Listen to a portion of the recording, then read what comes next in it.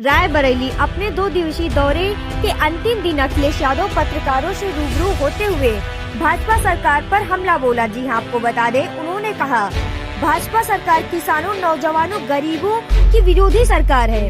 इस सरकार में किसानों को खाद नहीं मिल पा रही है, बिजली पानी की समस्या है, नौजवानों को रोजगार नहीं मिल पा रहा है, लोग चिलम पीकर सरकार चला रहे हैं। अखिलेश यादव यही नहीं रुके।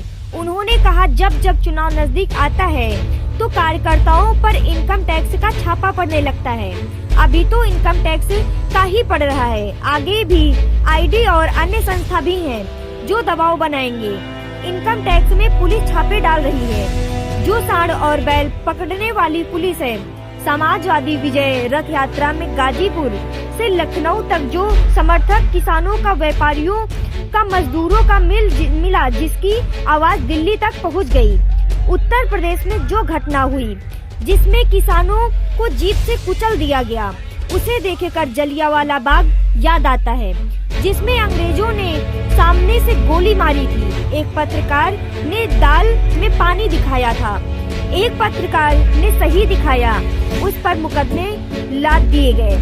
इस तरह जो भी सरकार सच की सच्चाई दिखाएगा, उसको दबाने का काम किया जाएगा। अच्छी बात है, ये तो अच्छी बात है। मैं उस कार्यकर्ता को बधाई देता हूँ। कम से कम इनको जगाइए कि आज जरूरत है ऐसी चीजों की। भारतीय जनता पार्टी को जगाइए। ये जगाने के लिए पोस्टर उस कार्यकर्ता ने लगाए होंगे, लेकिन मैं उससे कहूँगा कि हम अवतार नहीं हैं।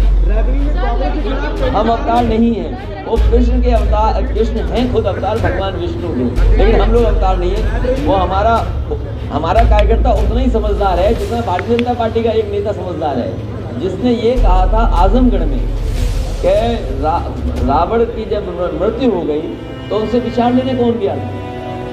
बताइए क्या कहा था बीजेपी के नेता ने? लक्ष्मण गए थे, भगवान राम ने लक्ष्मण को भेजा था, लेकिन बीजेपी के नेता ने कहा कि भरत गए थे। तो अगर बीजेपी के नेताओं को इतना ज्ञान है तो हम अपने भी कार्यकर्ता को समझा देंगे। बीजेपी अपने नेताओं को समझाए कि रावण की मृत्यु पर जब मृत्यु होने जा रही थी तो भगवान राम ने लक्ष्मण को भेजा था, भरत को नहीं भेजा था। इतना ज्ञान बीजेपी को है। कल बीजेपी क्या कह रही थी कि हम राम राज्य लाएंगे, लेकिन समाजवाद नहीं। जो समाजवाद का रास्ता है वही राम राज्य। आप जानते हो सच दिखाने पर क्या होता है? अगर समाजवाद आ जाए, जब आप लोग सच दिखाते हो, कई पत्रकार साथियों को जानते हैं, बिना समाजवाद एक पत्रकार साथी ने केवल दाल हमारे पानी दिखा दिया, उसे जेल बेटी हमें लैपटॉप दिखा रही है। एक बाबा साथी ने सही खबर चला दी, सामने अगर लैपटॉप से मुकदमे लग गए तो वो घबरा जाएंगे। तो कोई सरकार में सुरक्षित नहीं है। जो सरकार से टकराएगा सरकार उसके खिलाफ कार्रवाई करेगी। क्या हम लोगों ने आदमी आजम खान साहब को नहीं देखा? उन पे कितने मुकदमे लगे? या किसान आंदोलन में बताइए कोई घर से निकल पाया? किसानों पे मुकदमे नहीं लगे? क्या नहीं लगे मुकदमे किसानों पर? हम लोग अगर किसानों के आंदोलन में शामिल होने जाते थे, पुलिस, सेंट्रल फोर्स सब लगा देते थे। तो ये कोई नया तरीका नहीं है, ये पुराना। भारतीय जनता पार्टी कांग्रेस के रास्ते पे चल रही है। कांग्रेस का पुराना इतिहास उठा करके आप देखेंगे तो जब कभी भी डराना होता था तो इन्हीं संस्थाओं से उन्हें डराया जाता था। आज उसी रास्ते पर भारतीय जनता पार्टी चल रही है। भारतीय जनता पार्टी के पास भी कोई नया रास्ता नहीं है। मैंने आपसे पहले भी कहा और अगर हर बार मैंने ये कहा कि उत्तर प्रदेश में जैसे जैसे भारतीय जनता पार्टी की हार और भारतीय जनता पार्टी को हार सताएगी, दिल्ली से बड़े बड़े नेता आएंगे। कोई नेता भारतीय जनता पार्टी का बड़ा बचेगा नहीं जो उत्तर प्रदेश में ना आए। और अभी तक इन्हीं का इंतजार था कि इनकम टैक्स कब आएगा डिपार्टमेंट। अभी तो इनकम टैक्स आया है, ईडी आएगा, सीबीआई आएगी, न जाने कौन कौन सी संस्थाएं आएंगी, अफवाहें फैलाई जाएंगी, साजिश की जाएंगे, षड्यंत्र की जाएंगे, लेकिन उसके बावजूद भी साइकिल की रफ्तार कम नहीं होगी, रथ की रफ्तार कम नहीं होगी।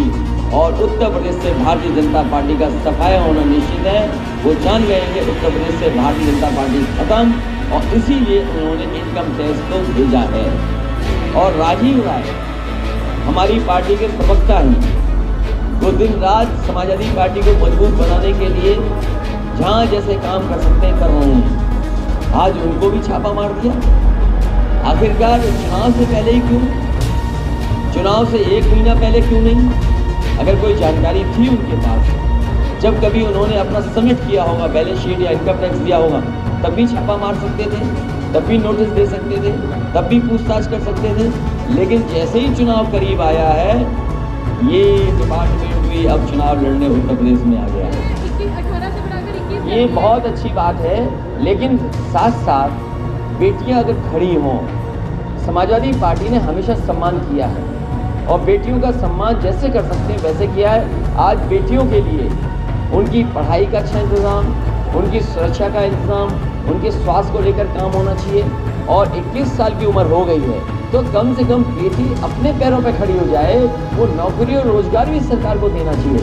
क्योंकि अगर समाज में वो अपने आप खड़ी होना चाहती है और उसको अगर एम्पावर करना चाहते हैं, उसको वो अपने हक के लिए खुद खड़ी हो, तो कम से कम उसको फाइनेंशियल भी ऐसा बनाया जाए जिससे वो खुद अपने फैसले ले सके। मुझे खुशी होगी जब 21 साल की बेटी को नौकरी मिल जाए, फाइनेंशियली सपोर्ट मिल जाए इतना कि वो खुद अपने निर्णय ले सके।